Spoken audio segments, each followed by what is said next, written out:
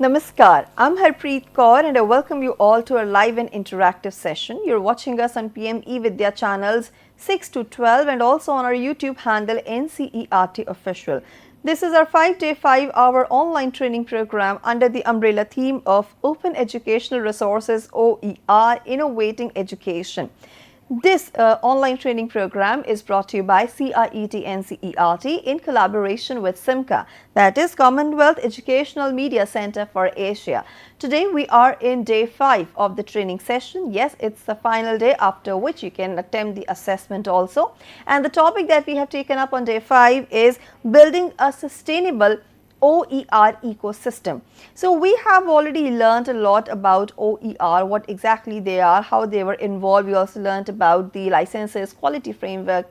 But today we will be talking about the sustainable OER ecosystem. If you have questions, you can obviously get in touch with our expert and get your doubts cleared even in the middle of the session. So please take down our phone number, which is 8800440559. You can also write an email to us with your feedback and suggestions, and we have a dedicated email ID for you, that is training.helpdesk@ciet.nic.in. And since we are streaming live on our YouTube handle NCERT Official, please go to the live chat box or use the comment section, put in your questions, comments, suggestions there as well. Now, I was talking about the assessment. So, when you will attempt the assessment and if you score more than 70%, you will be granted a certificate that you can download from DIKSHA portal. So, I request you to kindly watch the session very carefully. Now, to learn about this topic of day 5 today, we are joined by our expert. So, please welcome him along with me. We have with us Professor Mohan Menon. Sir is Chairperson from DISHA Global Trust, Kochi, Kerala. Sir, namaskar and very warm welcome to the session. Namaste.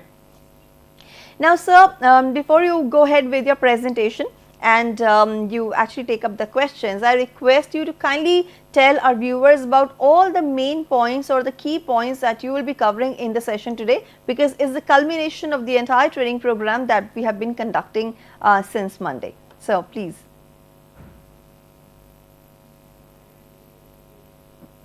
If you can share the brief overview of the session with us, please. Okay, am I audible to you, sir? There is a break. There is a break. No problem. Let me repeat myself. Sir, I was actually requesting you to share with us all the main points that you will be taking up in the session today.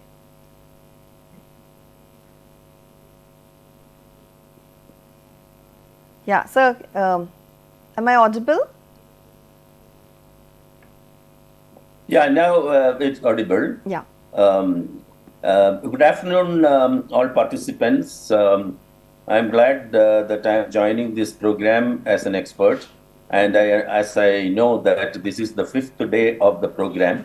And the first 2 days, there has been discussions on the basic concepts of OER, and its use and its quality, and all the basic aspects of open educational resources have been discussed in the last 4 days. What I plan to do today is to look at all the OER environment. Now, if you look at the OER environment, it's not just the OER resources, although we do say OER and then we consider that as a very broad concept. But the OER, essentially, they are materials, resources of various types, which can be a video, which can be written material, course material, etc. So, OER actually, conceptually, it is much more than that. It is, it's a broader environment which includes so many other concepts. And today, what I wanted to say is, how OER and the related concepts are. That is one thing I will touch upon in the beginning. And then this various factors or various components of the OER environment, which I would look into in present in a little more detail. And then go into how at the macro level as well as the micro level. Macro means at the national, international, national, and the institutional and classroom level, the OER environment can be properly managed, because being a very connected concept, that it actually is linked with the digital network, I think it is possible also to think of the possibility of AI, artificial intelligence application in the OER management. So that ecosystem is what I will be focusing on. So this is sort of an introduction overview of what my presentation. Now, shall I now go into the first slide? First slide, please. Yeah, as I said, the open educational resources and open education. In fact, open education is the one which came up as an earlier concept and is much broader concept. Right in the 70s and 80s, open education became popular all over the 1970s and 80s, all over the world, which led to even the starting of the open university system. So today, open education is looked at as it encompasses the principles and practices that promote access, affordability, and flexibility in education, often leveraging on OER. OER comes in as a part of that within the open education scenario. And OER, as you would have learned in the last 4 days, they are freely accessible, openly licensed teaching, learning, and research materials. They can include anything from textbooks and course materials to videos and software, all designed to be used, reused, adapted, and shared by educators and learners. So that is how these two concepts are. So we have to really look at them as together, as a related concepts, open education being the broader one. Next slide, please. Open education broadly refers to educational practices and resources. It encompasses various approaches, including open educational resources, open access publishing, and open online courses, all aiming to remove barriers to learning and foster wider participation. That's the whole purpose of open education, that to reach out to all and in a very individualized, learner-centered manner, with a lot of flexibility in access, as well as in terms of cost, and also flexibility in terms of materials, courses. Next slide. Now, another concept which is normally used along with open educational resources is open educational practices, OEP. In fact, many people, the experts in the field of OER, considers OEP to be a wider concept, and mainly because it talks about the practices that can be there to make our teaching learning process more effective, and learning approaches, and it all includes the open technologies, the resources, and pedagogies to foster collaboration, not only the use of resources, but also for community sort of linked education. So the collaboration within the network, and which allows also a lot of flexibility. So when you go into practices, the concept that comes along with that is open pedagogy.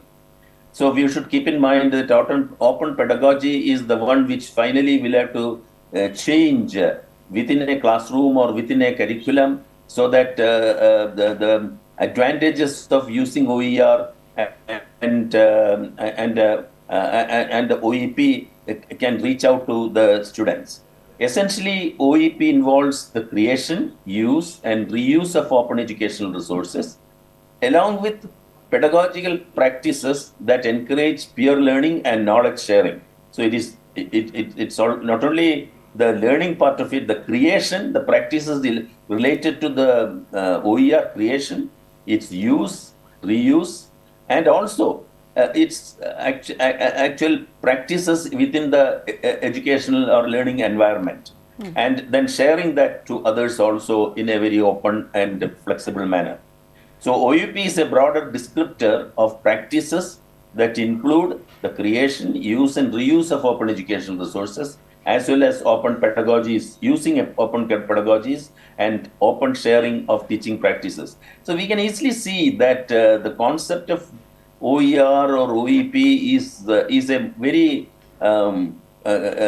complex sort of a integrated concept, which is not narrow. It almost takes care of the entire knowledge creation to knowledge use, and it's by the teachers as well as learners in the classroom or even in the distance learning system, etc. Next slide, please. And so coming to the open pedagogy, which is, we have been talking about it earlier also, to look at it a little more closer, open pedagogy is characterized by several key attributes that distinguish it from traditional teaching methods. So we talk about open pedagogy because then it is learner-centered, it is learner engagement will be very high, and the individualized learning is taken care of. It will be learning environment is made more inclusive by teachers able to provide for individual learner differences in the classroom. So all these are includes within open pedagogy. So you really don't have the traditional type of teaching, a one-way type of a communication or a teacher-centered teaching is seen as an effective part of open pedagogy.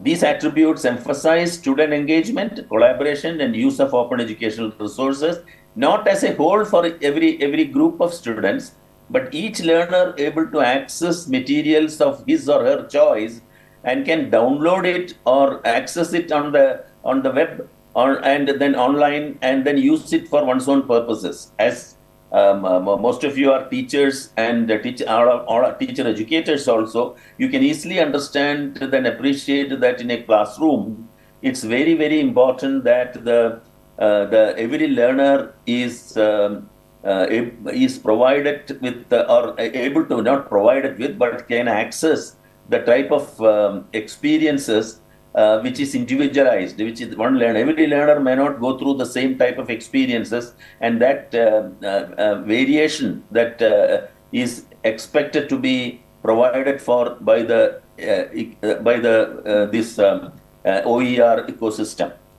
Next, please. Yeah, I think let's look at this a little more, this open pedagogy a little more closely. Of course, when I say open pedagogy now, let us also include other aspects into that. It is pedagogy which will have the materials, the interaction among the learners. So let us say the openness that is provided. The people find that there is confidence and openness for working with others. See, the network is there. So as there is a network, one of the things people, when we say that is not only the teachers but also the learners, is can take an advantage of that openness, and that's one aspect, one factor. Then it allows for innovation and creativity. Allows for innovation and creativity not just on the part of the teachers but also on the part of the learners. So encourage spontaneous innovation and creativity by the learners, and whatever they create, that becomes part of the environment which can be used by others. It will be shared by others. So sharing ideas and resources will be a free process going on, not only maybe at the end to disseminate to other contexts, but also during the pedagogy, the teaching learning process itself, that there will be sharing because they all are connected. They are not network. They are all part of a online community. So it is a connected community. It's very, very important that today, when we talk about connected community, it is not just the community within the class or even within that school or institution, but within the country, or it is all over the world. You can be connected to and have a community in that learning group from anywhere in the world. So that's the advantage that one would have in a open pedagogy ecosystem. And whatever that the learner generates also, each learner, for example, if there is an assignment that one learner develops and another learner comes out with another project report or something they are creating, all these will be available to all in the ecosystem. So that's very, very important. And the crux of the pedagogy is the learning process, which involves reflective practice. So it will be something like a collaborative, reflective practice. When you say collaborative, that it is not individually reflecting alone. Of course, when you read some material, the individual learner also reflects and then sees that to understand or to learn that material. But in addition to that, as there is an interaction, an engagement with other group members, other peer group, so that they also will be participating in that reflective practice. Each individual and the group will be reflecting, and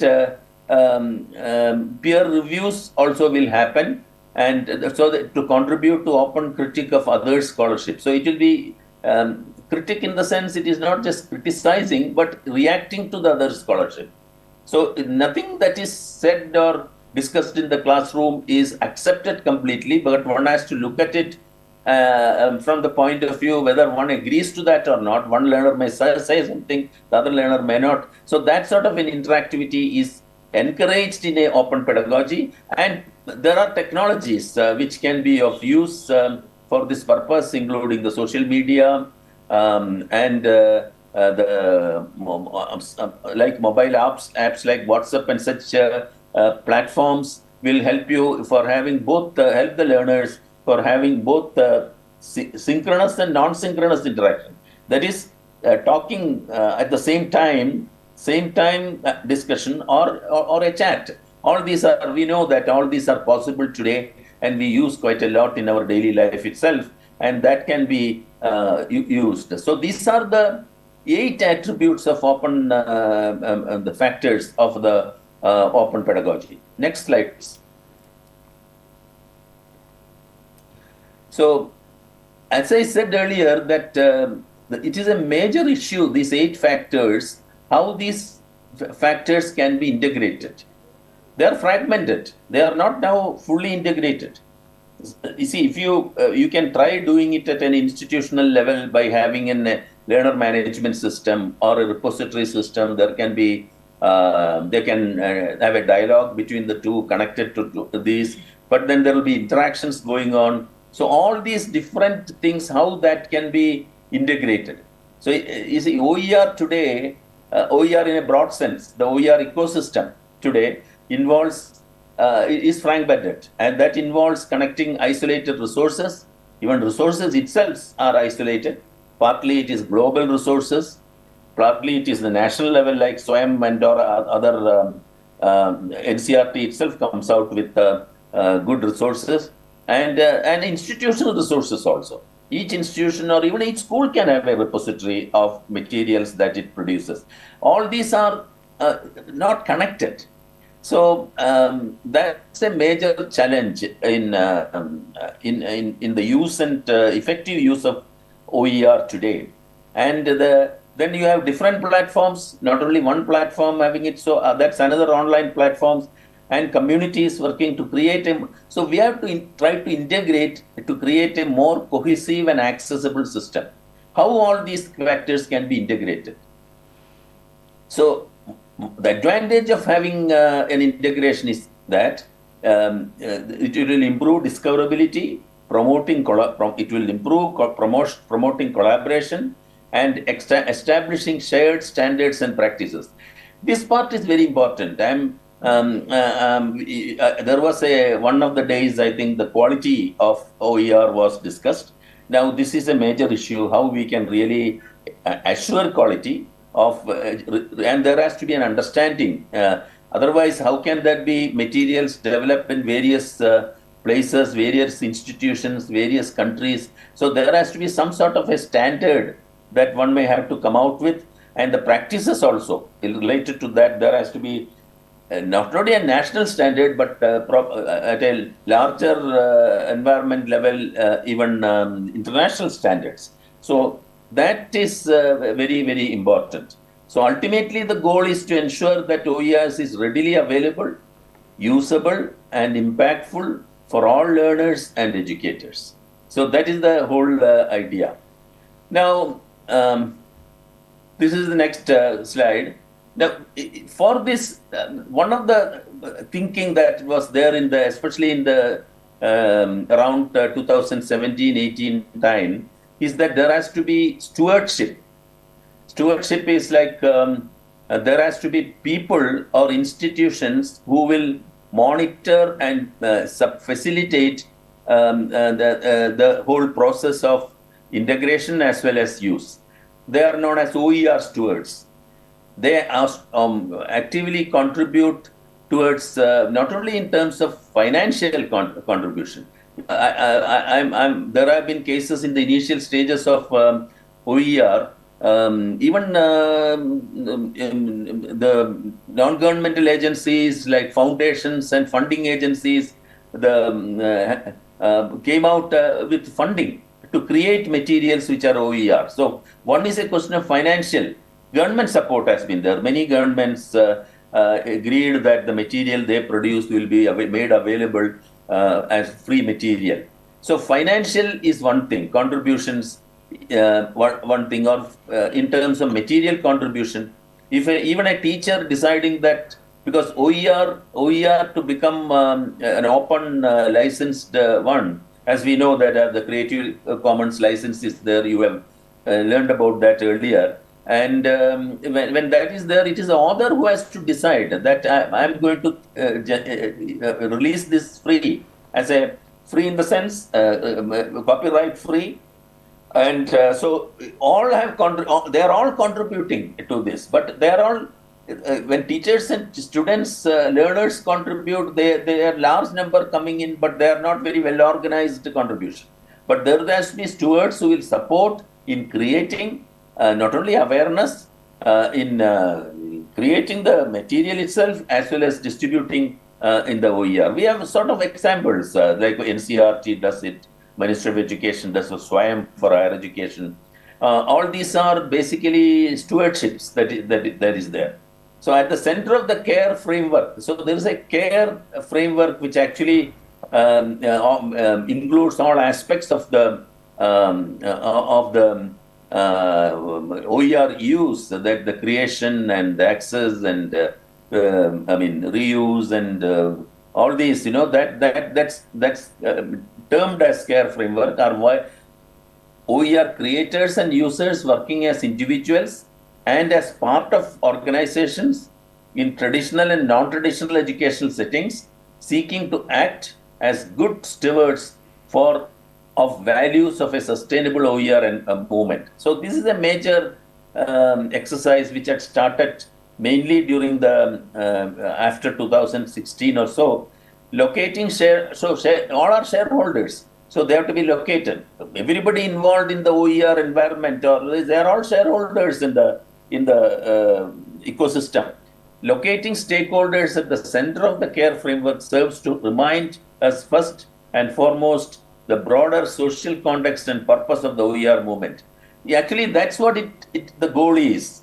That we are doing all these things that because it is not just a question of only few institutions or few countries, or it is the entire social context. This will be used for different purposes in a formal manner in the institutions, or in an informal manner by learners, even in non-formal and informal learning, and so it becomes an OER movement. You see, that's what it leads to finally, with all these OER, OEP, educational practice, open pedagogy, etc., with a environment, that ecosystem, and they are all leading to creating an OER movement, which actually changes the way we look at learning itself and materials itself, resources itself. So that's how it is. That's what it's aimed at. Next slide, please. So just to consolidate these things so that we can remember, open education is more like a philosophy. It talks about it's a mindset. It's an attitude. It is a philosophy that all can follow, not only in the institutions but individually also. So, and when it comes to open educational practices and open pedagogy, they are practices. They are actually doing things according to that philosophy within a classroom or outside the classroom in all learning modes like formal or distance learning or whichever learning mode. They are all practices, and for this the content, the resources mainly, although open educational resource is used as a larger concept, OER is basically a set of resources. That's the content part. So this is how these three concepts or four concepts are related. Next slide, please. OER ecosystem. Now, coming to the OER ecosystem, the open educational resources ecosystem comprises various interconnected components. We already talked about it. I want to put them together into that will facilitate the creation, discovery, use, and sharing of openly licensed educational materials. So the materials can be all types of materials that I don't want to go into in detail. You have learned that in the last few days also. Next, please. Now, let us come to these 8 key components of OER ecosystem. There are 8 components of the OER ecosystem. One is the resources, open educational resources itself. They are openly licensed teaching, learning, and research materials, including full courses, modules, textbooks, videos, and more. Any type of materials for that matter. OER are characterized by the 5 R's. I think this must have been discussed earlier. So I'm not going to in detail of that, but these 5 R's are very important. Retain what you are creating, reuse it, revise it, retain what you are taking from others, and of course what you are creating, then reusing it, revising it, you see, and remixing it with different remix can be a media sort of type of remix or related remix or remix of even different Creative Commons licenses. That also can be a remix, and then redistribute. So these are the 5 R's, which is the focus of open educational resources. Then platforms and repositories. There are many. I mean, I have no intention to go into the detailing of these, but these are online spaces where OER are hosted and made accessible to users. Examples of OER Commons, Merlot, institutional repositories, Swayam, all these are repositories. Every institution can have a repository. It's a good practice to have so that you don't lose the good materials produced. So these are there are repositories, softwares available for creating those repositories online, even by an institution. Next, please. And then the tools which will be used for creating and adapting the OER. These included authoring tools, remixing platforms, and other technologies that enable users to create, adapt, and customize OER. This is very important for all who are involved in teachers, learners who are involved in creating learning materials. See, creation of learning materials can be done in a large-scale manner also. I mean, by an institution taking up a particular content area and creating it using an authoring tool. But it can also be done individually and then contributing in a community of cooperation.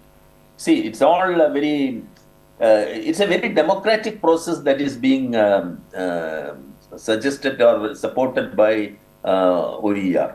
So the ecosystem is a very democratic process.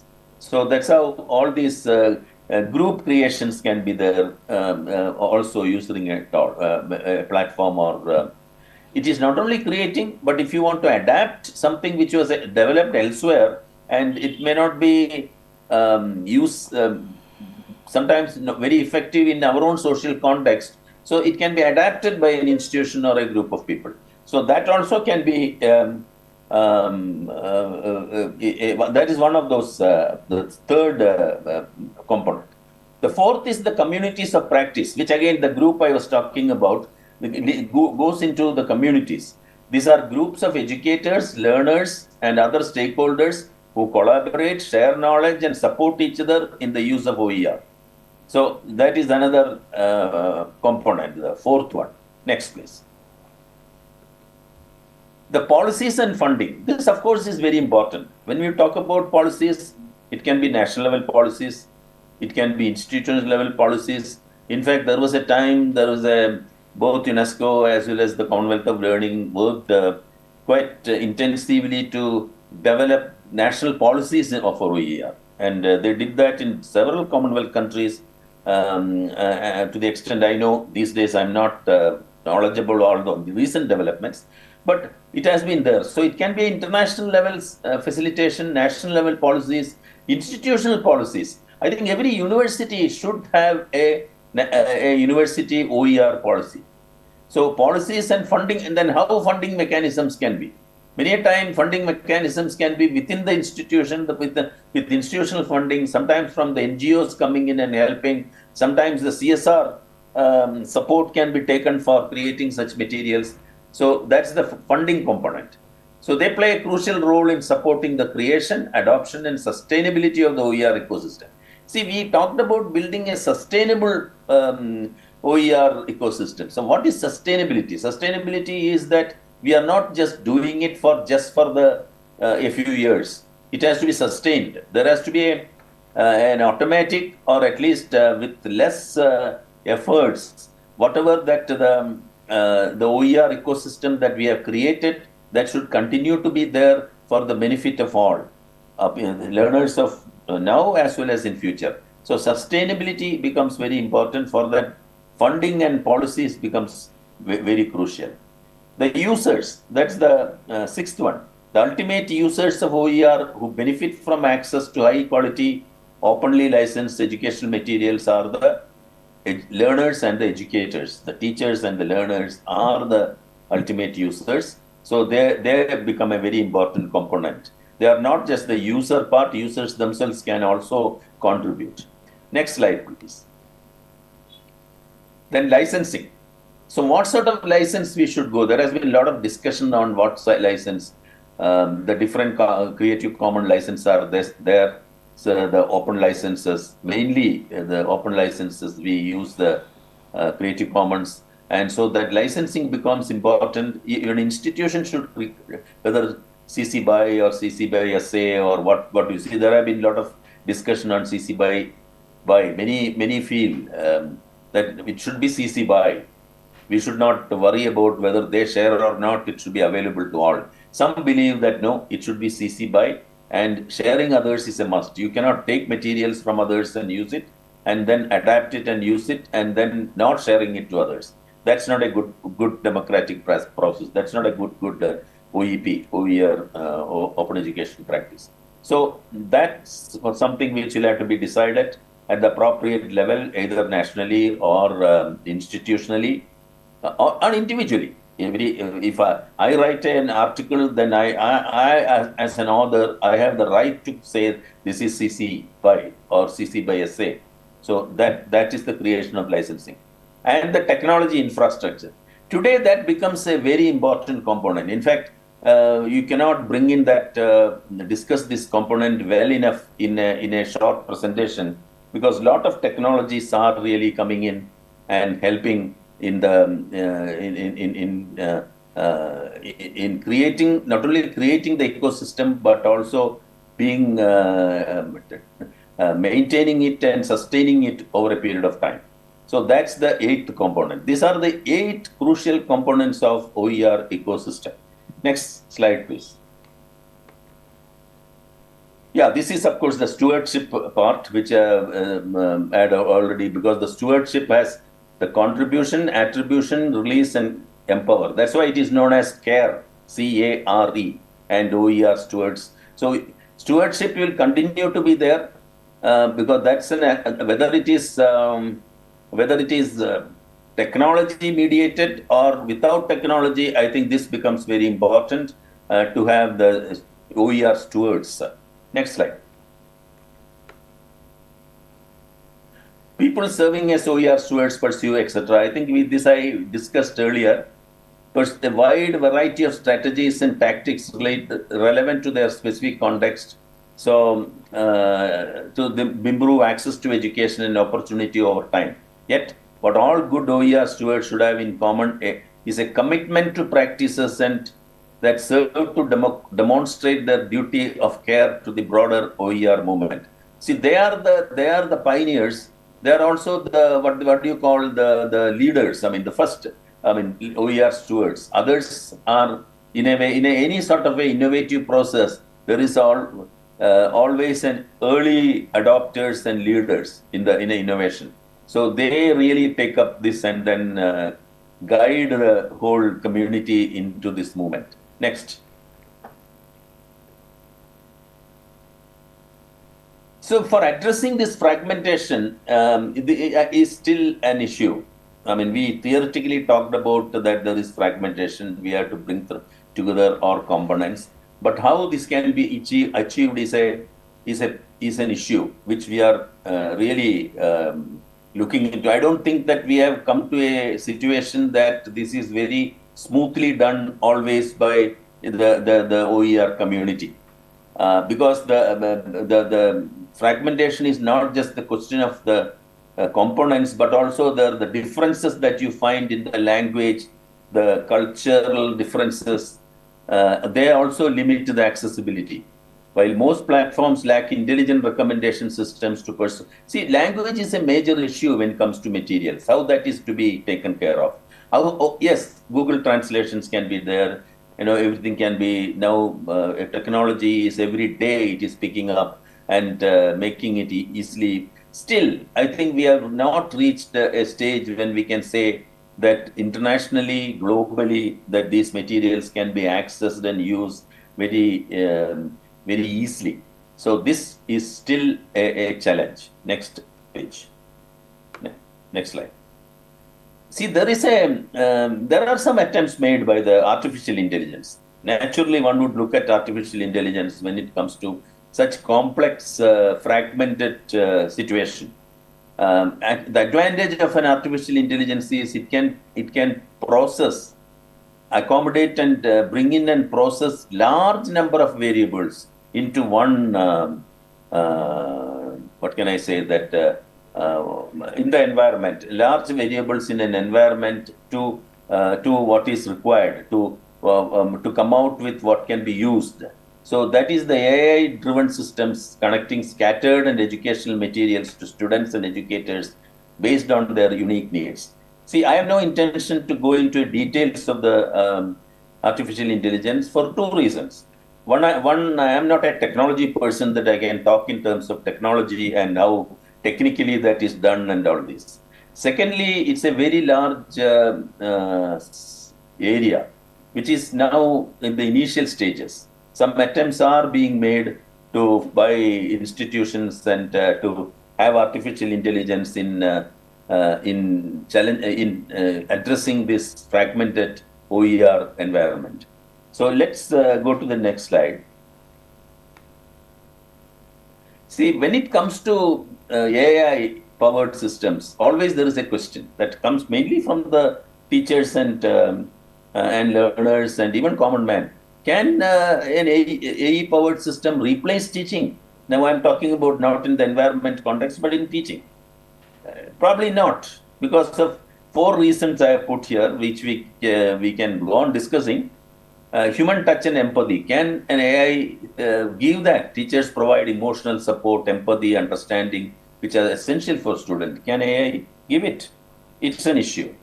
Then there are decision making sometimes so complex that even if the AI is able to take care of all the different variables in that problem, may not be able to sometimes look at certain individual needs, context, and subtle cues. So complex decision making, again, teacher or the human touch is important. Human involvement is important. Creativity and critical thinking. Critical thinking sometimes is much more logical, so probably it can be taken care of a little better. But creativity is still an issue because how can, of course, now AI is developing very fast. So we really don't know what it is leading to. We do see examples of AI use in online, but then creativity and critical thinking, which is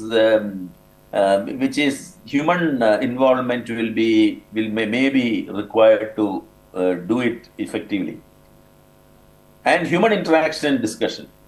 For example, in a classroom, if children or students are discussing, can an AI predict even and say that, okay, this is the way they will discuss? It's impossible. The variables involved, the way the ideas are given, the debates, interactions that go on, is also human touch becomes important. Next slide, please. But it can, however, enhance teaching. You see, it may not be able to replace teachers, but it can enhance teaching by automating administrative tasks. AI can help with grading, data analysis, and other administrative tasks, which is sometimes take lots of time. Now AI can make it easier and faster. Personalized learning. Different learners with different individual student needs. Can there be tailor-made content? According to the need of individual learners, can content or OER can be collected from the environment and made available to the learner. Yes, AI, I think, has a potential, and it may be still already doing it.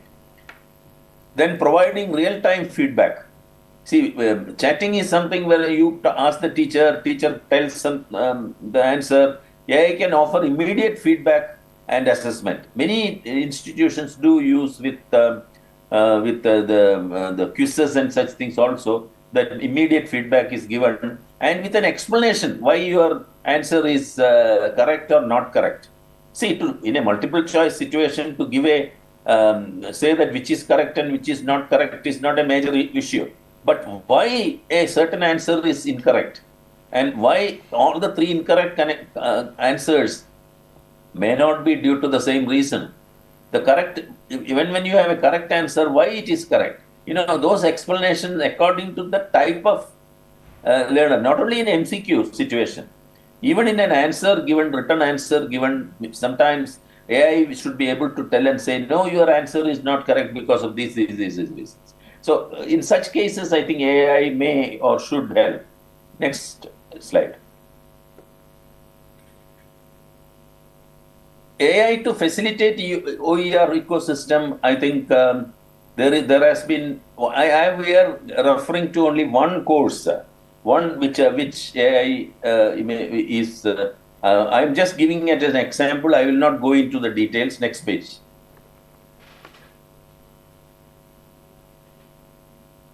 See, AI in an ecosystem can personalize learning, content creation, intelligent tutoring systems, content recommendation. All these can be possible by AI. Okay, that is already we discussed part of it. Next slide. See, this is X5 building the world's largest AI-powered ecosystem. Is something which I found in an article which came out only in May, this last month, which I have given the link also. Those who are interested can go and look into that. Is attempting to transform education accessibility by using AI to unlock the potential of open educational resources for learners and worldwide. See, this is a very interesting initiation, which they claim that they are coming to. I don't think it is of extensive use. They have just started with it, probably. That's why I understood from the this reference. So, but what I want to tell here, there are people now working on that. Artificial intelligence to manage stewarding the OER ecosystem. Next slide. XGON project is originally a 3-year EU-funded project. X5GON developed an all-driven, AI-driven platform to collect, enrich, and connect open educational resources, breaking down barriers in education related to language, culture, and geography. to accelerate its growth and reach CDI Impact Accelerator. I mean, it is a technology provision given, focusing on scaling the technology for broader adoption. This is being done by them now. Next slide. So this may help in the long run in revolutionizing education with this connected and solving this issue of fragmented OER ecosystem. This project is reshaping how OERs are accessed and used, ensuring educational resources are available to learners everywhere, all over the world. The platform's AI-driven system connects scattered educational materials to students and educators based on their unique needs. Next slide. Now I have to just conclude the whole presentation with this concept. In about 3-4 minutes, I will conclude. Is macro level also, the environment is at 2 levels, at the macro level and at the micro level. Now, macro level is the larger, broader level where stewardship involves national or international policies, strategies, resources, and infrastructure related to open education. So that is at the environment system, ecosystem at the larger level. And the micro level, stewardship focuses on the implementation of OEP within individual institutions, courses, classrooms, or by individual educators. Although both are equally important, I think from as a teachers or teacher educators or learners point of view, the micro level stewardship becomes very important. How in a micro level the OER environment can be, ecosystem can be managed and used in an effective manner. Next slide, please.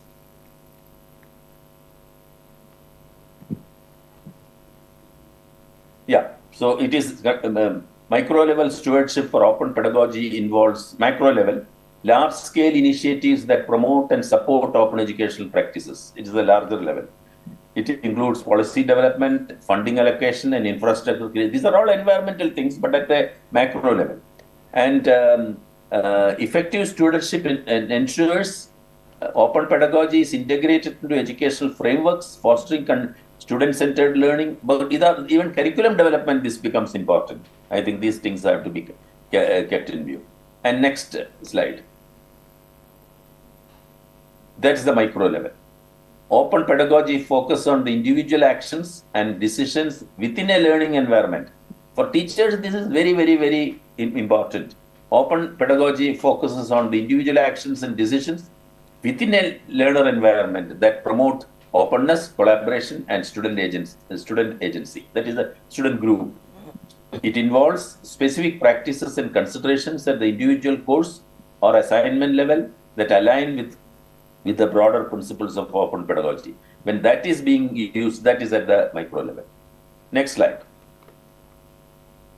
I think that's how that's what it is. So just to summarize what I said in a sentence or two, we talked about the 4 related concepts of open educational resources.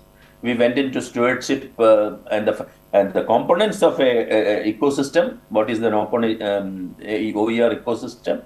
You went into also that how this fragmented situation of the OER ecosystem can be tackled, and how artificial intelligence can help in doing it. I think this in a way broadly covers the OER ecosystem issues. I know very well this is only a very introductory type of a presentation, but very, very important, because the effective use of OER can happen only if this challenge of fragmented ecosystem can be addressed.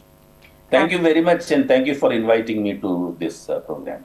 Absolutely, sir. What you mentioned is very correct, because we need to use these open educational resources in a very effective manner, and we have seen that how they're evolving, how they've evolved over years and what are the emerging trends. It's very important to develop a sustainable environment for the same, and I think all stakeholders have a role in it to play. Sir, we are not left with much time, so we won't be able to take up questions, but I would really like to thank you for your time, efforts, and your presence to this entire session, sir. Thank you so much for being with us. Thank you so much. Thank you all. Right. So viewers, it was definitely a very interesting session, and of course the culmination of this entire journey that we have taken up since Monday. So this was the last session of our 5-day 5-hour online training program under the umbrella theme of Open Educational Resources OER, Innovating Education, where on day 5 we talked about building a sustainable OER ecosystem. Well, with this I'm closing the session over here. And let me remind you about the assessment. Please make sure that you read the guidelines before you attempt the assessment, and CIET is the go-to website for the same, and if you score more than 70%, you will be granted a certificate. With this, I'm closing the session, and before I leave, it's important to tell you about the textbooks as well, which are available on Amazon, Flipkart and NCERT website. I'm talking about grade 4 and grade 7. And now let's take a look at the schedule, what's all coming ahead. In a short while from now, you can watch our session Sahyog, and after that we will talk about our session on school leadership and development by NCSL NEPA. So these are very two important sessions and we expect your participation. So this is me, Harpreet Kaur, taking leave of you. Namaskar.